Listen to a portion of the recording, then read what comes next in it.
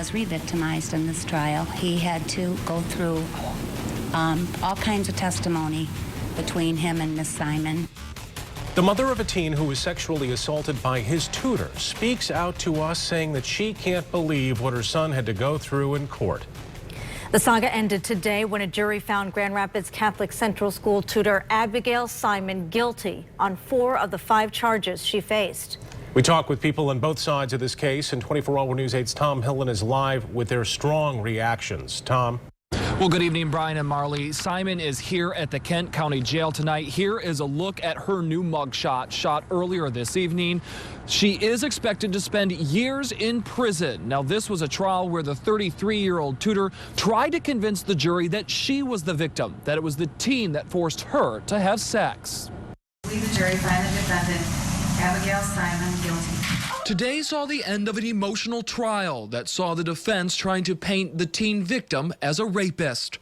I think his tactics I know he's a well-known defense attorney, but I think he has not an ounce of class, and I think he enjoys hurting people, innocent people, and trying to ruin. All I can do is say shame on him for turning it all around on a 15-year-old boy. For shame, Mr. Manley. The only counts they found her guilty of are the ones that she said happened, but were against her will. She said that 3 incidents happened of sexual penetration. They found her guilty of 3 counts. He said many more. They found her not guilty. So, bottom line is, I believe the jury just felt it was strict liability. Under no circumstances can there be sexual penetration between a 15 and a 33-year-old. Simon's defense believes the teen should be charged with perjury for changing his story under oath. First saying he was the aggressor, then denying that. They'll do nothing. The Kent County prosecutor will do nothing. He's a golden child. And that's the way they treated him right from the beginning. He's a great athlete, and that's the problem that we have now in this society.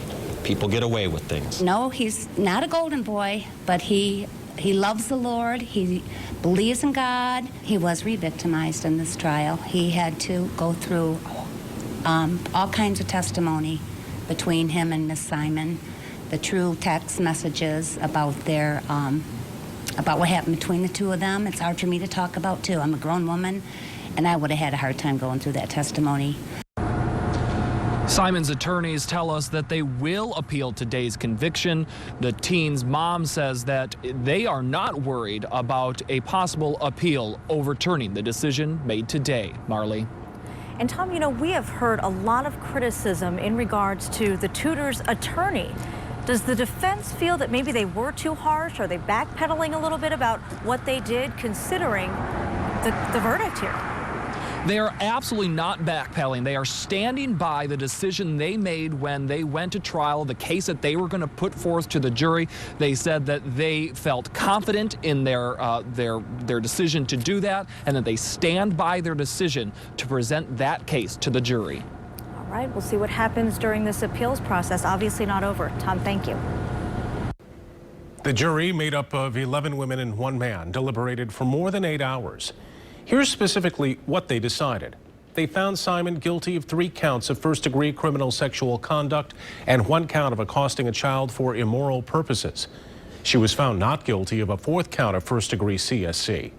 Simon will be sentenced in January. Her defense attorney says a prison sentence is mandatory, but he doubts that she'll get the max because Simon has a clean criminal record. Our coverage continues over at woodtv.com. You can see our full interview with Simon's attorney and click through a timeline showing the key moments from this trial.